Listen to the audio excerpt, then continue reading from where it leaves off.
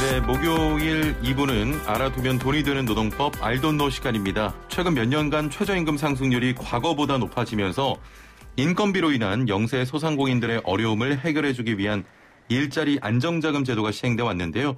내년에는 어떻게 지급되는지 자세한 내용 살펴보려고 합니다. 방송 들으시면서 오늘의 주제 이외에도 연봉 계산은 어떻게 하는 건지, 연차는 어떻게 써야 하는지 등등 노무에 대해 궁금한 점 있는 분들 단문 50원, 장문 100원의 유료 문자 샵 0945번으로 보내주시길 바랍니다. YTN 라디오 유튜브와 애플리케이션 댓글창도 열려 있습니다. 자, 그럼 함께 말씀 나눌 분 모셔보죠. 소나무 노동법률사무소 김효신 노무사와 함께하겠습니다. 안녕하세요. 네, 반갑습니다. 내일이 성탄절인데 네. 뭔가 좀 조용합니다. 그렇죠? 예, 아무래도 뭐 시국이 이러니까. 예. 예, 별다른 계획은 없으십니까? 예, 없습니다. 뭐 다른 데 가지를 못하니까요. 예. 네. 아니, 이제 한 해가 저물어 가고 있습니다. 네. 슬기로운 라디오 생활 진짜 오래 같이 함께 했는데 네. 어떠셨어요? 근데 작년에 건 원래는 거의 뭐 코로나 관련해서 지원금 많이 소개해드리고 예. 이래 우울한 경우들만 있어서 사실 되게 죄송스럽고요.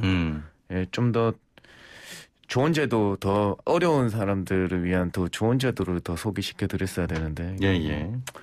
예, 좀 안타깝습니다, 올해는. 예. 알겠습니다. 네. 자, 일자리 안정자금 제도 정확하게 어떤 내용인지 궁금한데 어떤 경우에 받을 수가 있는 겁니까? 아까 소개해 주셨다시피 최저임금이 그동안 2018년도에 급격하게 많이 올랐잖아요. 예. 그래서 그 사업주 경영 부담 완화하고 많이 올랐으니까 고용 안 하는 거에 대비해서 우리 노동자들의 고용 불안을 해소해 주겠다고 해서 한시적으로 시행한다고 해오고 있다가 지금까지 이어져 오고 있는 겁니다. 올해 기준으로 말씀드리면 30인 미만 사업장이어야 되고 거기에서 소득이 그러니까 월 보수가 215만 원 이하인 근로자를 고용하시면 최대 11만 원까지 지원됐습니다. 5인 미만에서는 11만 원, 5인 이상에서는 9만 원 지원됐거든요. 최대 11만 원. 네, 최대 11만 원이 지원되어 왔습니다. 예. 네. 내년에는 그 최저임금 인상률이 그렇게 높진 않은데 그렇죠. 일단 내년에는 계속 시행되는 거죠? 네, 시행됩니다. 사실 2018년도 이게 한시적으로 시행될 때는 왜냐하면 그때는 최저임금 인상률이 역대 최대치인 16.4%였어요. 그래서 18년에 너무 충격이 심하니까 충격 완화하기 위해서 일자리 안정자금을 한시적으로 시행하겠다고 했습니다. 그래서 올해 내년이죠. 내년에는 최저임금이 2.9% 인상됐습니다. 그래서 지원을 하는지 안 하는지에 대해서 의문이 많았거든요. 근데 이제껏 최저임금이 뭐 조금씩 그래도 많이 올라왔으니까 누적된 피로감이 있다. 그래서 좀 줄이더라도 지원은 계속 해줘야 되겠다는 게 있어서 예산을 배정했고 시행하게 됐습니다. 근데 조금씩 변동된 사항이 있어서 좀 알려드려야 될 것 같아요. 지금 2.9% 인상이라고 하셨는데 그러면 일자리 안정자금도 달라지는 겁니까? 네, 그렇죠. 일자리 안정자금도 이제 인상률이 조금밖에 안 되니까 그동안 이 최저임금 인상률에 맞춰서 일자리 안정자금도 사실 조금 더 많았어요. 처음에는 18년도에는 15만 원이었어요. 15만 원. 네, 19년도에는 그거보다 작았고 13만 원으로 내렸다가 이제는 11만 원, 2만 원씩 단계적으로 좀 약간 축소돼 왔거든요. 똑같습니다. 이번에는 더 많이 줄었으니까 더 축소됐어요. 이게 금액부터 먼저 알려드리면 지금 5인 이상은 월 5만 원, 5인 미만은 7만 원 지원하겠다고 합니다. 네. 좀 줄었네요, 또. 네, 많이 줄었어요. 그래서 뭐 다른 이제 변동된 사항들이 있으면 지원 대상들은 똑같아요. 30인 이상 사업장에서 지원하는 거고요. 예외적으로 아시다시피 공동주택의 경우에는 경비원이나 청소원에 대해서 지원 드리고요. 그다음에 300인 미만 사업장에서는 뭐 고령자 고용하시던가 고용위기업체 사업체 거기에서 지원되고 있습니다. 네. 지원 요건이 중요하지 않습니까? 네네, 지원 요건 그렇죠. 지키지 못해서 환수 조치를 당한 경우도 있다던데 주의해야 할 점이 있다면 어떤 게 있을까요? 네, 아무래도 이거 받고 계시는 우리 사업주들 회사 담당자분들이 약 10월 말부터 해서 11월 초까지 이 일자리 안정자금 환수 대상자 확인 공문을 좀 통지문을 받으셨을 거예요. 이게 왜냐하면 사실 올해 기준으로 하면 월 평균 보수액이 215만 원 이하인 근로자여야 했어요.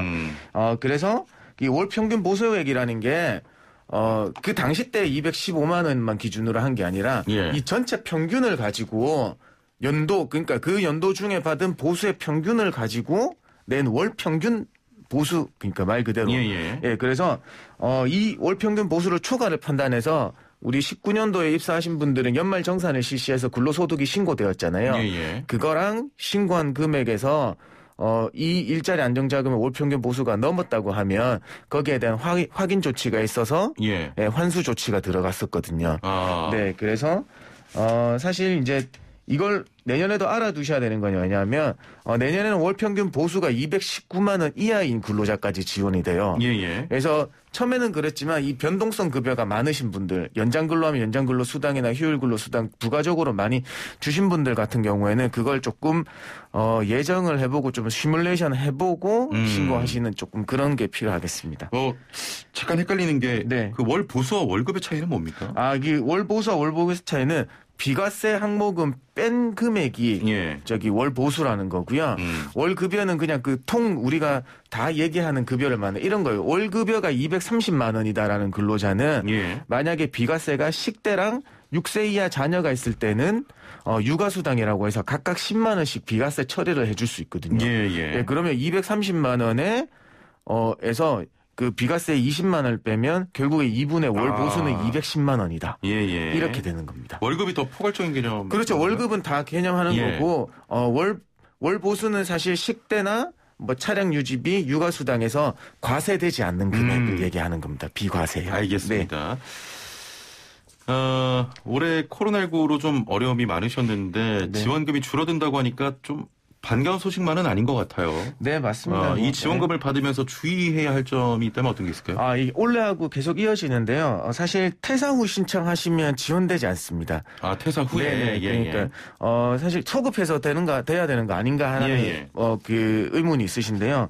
이거는 반드시 재직 중에 신청해 주셔야 돼요. 미리 그러면 놓치지 않고 신청하셔야겠네요. 그렇죠. 그냥 입사하시면 그냥 바로 일자리 안정자금까지 취득 신고하시면서 일자리 안정자금까지 신청하시는 걸로 하시면 돼요. 네, 그 다음에 두 번째는 매년 3월 15일까지 신고해야 되는 고용산재보험 보수 총액 신고를 반드시 해주셔야 된다는 거예요.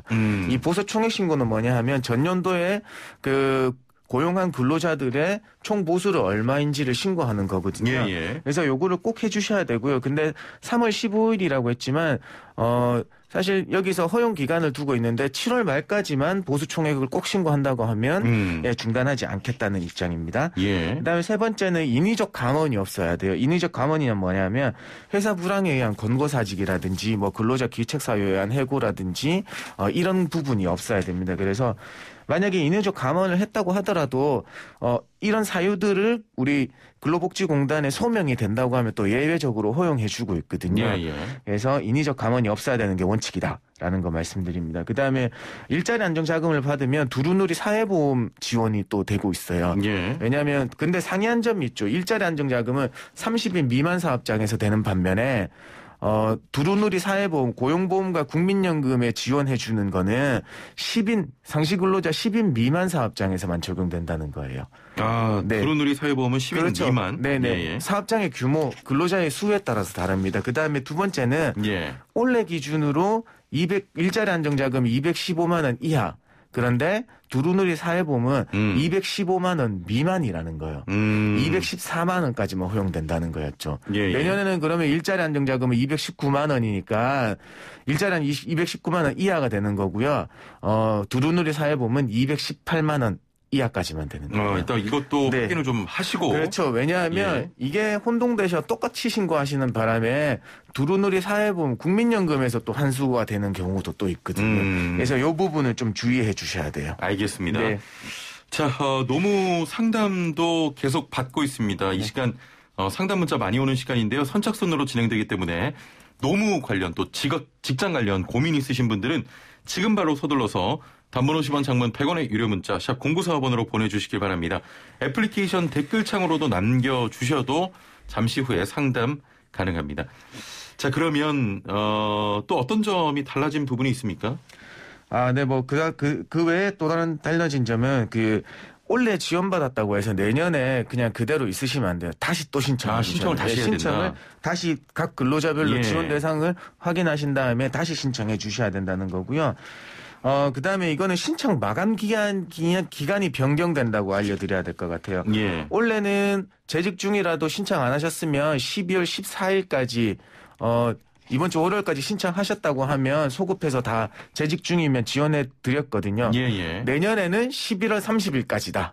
예, 그래서 결국에는 이 말은 뭐냐 하면 11월 1일 날 입사하신 분까지만 지원이 된다라는 거 알고 계시면 되고요. 예. 그다음에 원래까지는 지급 방식이 두 가지였어요. 예. 사회보험료, 4대 사회보험료에서 대납을 할 거냐 아니면 직접 수령할 거냐 해서 선택할 수 있었는데요. 내년에는 그냥 직접 수령으로 다 변동됩니다. 그래서 신청하실 때 받으실 계좌 번호를 입력해 주셔야 되는 거예요. 예. 그래서 제일 중요한 건데요. 이거는 부정수급 신고에 대한 포상 제도가 마련됐습니다. 예. 그래서 부정수급 확인되면 그 신고하신 분한테 반환 명령금액의 30%를 주되 최대 금액은 100만 원, 최소 금액은 10,000원 지급한다고 하니까 조금 더 신경을 쓰셔서 되는지 안 되는지 확인하신 다음에 좀 해주셔야 될 것 같아요. 예. 네, 이거는 왜냐하면 그동안 일자리 안정 자금에 대해서 조금 부정수급에 대한 많았다. 조사를 해보니까, 그러니까 환수 맞아요. 조치가 예. 많았기 때문에 부득이하게 내년에 신고 포상 제도를 운영한다고 합니다. 예. 네, 그 다음에 원래는 우리 전산으로 이용하시면 4대 보험 사이트에서 취득 신고할 때 일자리 안정자금 다 됐어요. 그런데 팩스나 접수하시거나 우편으로 접수하시는 분들이 아직 있거든요. 이때는 이제 각 공단에서 받아주지는 않고 근로복지공단으로 일원화됐습니다. 그래서 근로복지공단에서만 신청받고 있어요. 그게 달라졌습니다. 예, 잘 기억을 해주셔야 될 것 같습니다. 네네. 그래서 다른 공단에 건강보험공단에 보내놓고 그냥 손 놓고 있으시면 안 돼요. 예. 네, 그냥 이제 근로복지공단으로 팩스 접수는 근로복지공단으로 하셔야 된다. 이 부분도 말씀드리겠습니다. 잘 해주시면 되겠습니다. 자, 상담으로 넘어가 보도록 하겠습니다. 네. 상담 계속 받고 있습니다. 단문 50원, 장문 100원의 유료 문자 샵 0945번으로 노무 관련해서 뭐 회사에서 이렇게 하라고 했는데 맞나요? 등등 모든 상담 받고 있습니다. 자, 7879번님. 저는 100인 이상 기업체에서 10년 이상 근무하고 있습니다. 휴가 포함 연 19일을 연차로 받고 있는데 이게 맞는 건지 궁금합니다라고 하셨네요. 10년이 되셨으면요. 가산휴가, 연차의 가산휴가가 되는지 확인해 보셔야 돼요. 예. 입사일부터 3년이 되면 3년째에 1일의 가산의 휴가가 생기고요. 그 다음 2년째부터 가산휴가가 이제 1일씩 더 생기는 거거든요. 그래서 제가 말씀드릴게요. 입사일 기준으로 하시면 처음에 1년은 15, 15, 16, 17 요렇게 계산해서 나가시면 돼요. 그래서 최대 한도는 21일이고요. 25일이고요. 최대 한도는 25일이니까 아직 10년 됐으니까 최대 한도는 안 되셨으니까 요렇게 해서 한번 카운팅을 한번 해보시면 되겠습니다. 연차 휴가에 대해서요. 19일 연차 비슷할 것 같은데. 그래, 거의 비슷하게 나올 것 같은데. 근데 이분은 휴가 포함해서 19일만 있다고 하시니까 사실 여름 휴가를 연차로 사용하는 걸로 하는 건지 회사에서 아니면 연차 별도로 여름 휴가를 별도가 있는 건지를 확인해 보셔야 될 것 같아요. 네. 자, 애플리케이션으로 용복이 바모님께서는 일하다가 허리를 다쳐서 약 한 달간 치료받았습니다. 산재 처리하면 월급을 70% 받는다는데 30%는 사장이 주면 안 되나요? 라고 하셨거든요. 이거는 왜냐하면 사실 이 근로기준법의 대원칙은 무노동 무임금의 원칙이거든요. 그런데 우리는 근로자를 고용하면 산재보험에 100% 산재보험에 100% 들어가 있죠. 근데 여기서는 일하다 다치시면 산재보험으로 처리해서 일을 하지 않더라도 휴업수당 개념에 70% 평균 임금의 70%를 주는 겁니다. 그래서 일을 안 하시니까 사업주 대신에 근로복지공단에서 주는 거거든요. 그래서 나머지 30%는 사실 사업주가 줘야 될 의무가 없는 거예요. 일을 안 하시고 요양기간 중에는 산재보험에서 지급되니까요. 네. 일단은 사장님이 주실 의무는 사실 없는 것으로. 의무는 없다. 근데 주시면 서로 좋으신 거죠. 네. 자, 1471번님 수고 많으십니다. 저는 경비로 근무 중에 전립선암 진단을 받고 2월경에 수술을 계획하고 있는데 암 진단 확진 얼마 전에 자기 말을 들으면 권고사직을 해서 수급자를 만들어 줄 테니 진단이 되면 빨리 알려달라고 하고 그렇지 않으면 자기하고 싸워야 한다고 현장 소장이 말하고 있습니다. 이럴 경우는 어떻게 해야 하는지요? 수술 후 퇴원은 4박 5일 혹은 7일이 소요된다고 합니다. 라고 하셨네요. 좀 길게 보내주셨는데. 요 부분은 사실 이제 조금 중병에 걸리셔서 회사에서는 예. 그 사실을 알려주면 실업급여 받으실 수 있는 그 권고사직으로 처리해 준다 수급자 얘기가 그 얘기 같아요. 예. 근데 이제 말씀 안 하셨지만 이분은 수술을 하시면 계속 그 일을 하시고 싶어 하시는 그런 것 그 같습니다. 부분이 부딪히는 것 같거든요. 예. 네, 그래서 사실 이제 질병으로 인해서 계속 근무하지 못할 경우에는 실업급여 수급 자격이 이제 인정되니까 이거는 당사자가 좀 잘 해결해 주셨으면 좋겠어요. 예, 사실 병가에 대해서는 회사에서는 그 병가를 해줘야 될 의무는 없거든요. 뭐 치료규칙이나 이런 사규에 병에 걸리면 특별하게 정해놨으면 모르겠으나 그런 거에 잘 뭐 큰 기업이나 좀 좋은 기업이 아니면서 안 정해놨으니까 그 병가의 승인은 회사의 재량에 달려 있습니다. 그래서 조금 여러 걸 좀 종합하셔가지고 잘 합의하셨으면 좋겠어요. 알겠습니다. 네. 4920번님, 일자리 안정자금을 지원받고 있는데 지원기간 도중에 한동안만 월 보수가 기준을 초과할 경우 변경 신고를 해야 하나요? 라고 하셨네요. 요건 아까도 말씀드렸다시피 이 일자리 안정자금의 초과 여부, 그 지원 요건의 초과 여부는 연도의 총금액을 월 평균 낸 개념으로 보셔야 됩니다. 그래서 한동안, 그러니까 일정 기간이 정해져 있으면 그 금액을 다 더해서 평균 내보시면 215만 원에 110%가 안 넘는다고 하면 뭐 별도로 변경하실 필요는 없어요, 사실. 별도로 변경? 그렇게 그 지원 요건 안에 충분히 지원 요건을 넘지 않겠다고 판단하신다면 별도의 뭐 신고는 필요 없습니다. 네. 5022번님, 우리 회사에서도 일하고 다른 곳에서도 일하는 직원도 일자리 안정자금을 지원받을 수 있습니까? 라고 하셨거든요. 네, 원래는 일자리 안정자금이 고용보험에 취득하신 분들만 지원이 돼요. 근데 요걸 잘 알아두셔야 되는 게 사실 4대 보험 할 때 고용, 산재, 국민연금, 건강보험. 고용만 제외하고 산재나 국민연금, 건강보험은 이중 취득을 다 허용하고 있습니다. 그런데 고용보험만은 이중 취득을 허용하고 있지 않아요. 한 군데에서만 월급이 제일 많은 근로시간이 제일 많은 한 군데에서만 이게 받아주고 있거든요. 그런데 그러면은 고용보험이 취득 안 됐으니까 못 받느냐? 그게 아닙니다. 그 고용보험 적용 재사업자 및 근로자용 별도 신청 서식을 이용해서 접수를 해주시면 이 고용보험에 안 든 이중으로 다른 데서 일하시는 분들에 대해서도 지원받으실 수 있습니다. 네. 자, 마지막으로 간단하게 여쭤보겠습니다. 애플리케이션으로 수재비님께서는 근무한 지 1년 19일 만에 권고사직 당했습니다. 이때 연차 수당은 몇 개를 금액으로 받을 수 있는지 문의드립니다. 네. 금액은 사실 통상 시급을 알아야 돼요. 이분의 월급여를 알아야 되니까. 결국에는, 연차를 하나도 안 썼다고 하시면 1년 1년 9개월 되셨다고 하면 1년 미만 기간 동안 하고 1년 이상 15일 하고 결국에는 26일에 대한 수당을 받으셔야 되거든요. 26일 곱하기 통상 1급을 알아야 되니까 통상 1급을 계산 한번 하셔가지고 다음에 또 일단 26개를 26일분 하나도 안 쓰셨다고 하시면 연차를. 네. 알겠습니다. 자, 오늘 말씀 여기까지 들어보겠습니다. 행복한 또 성탄절 보내시길 바랄게요. 네, 고맙습니다. 감사합니다. 네. 지금까지 소나무 노동법률사무소 김효신 노무사와 함께했습니다.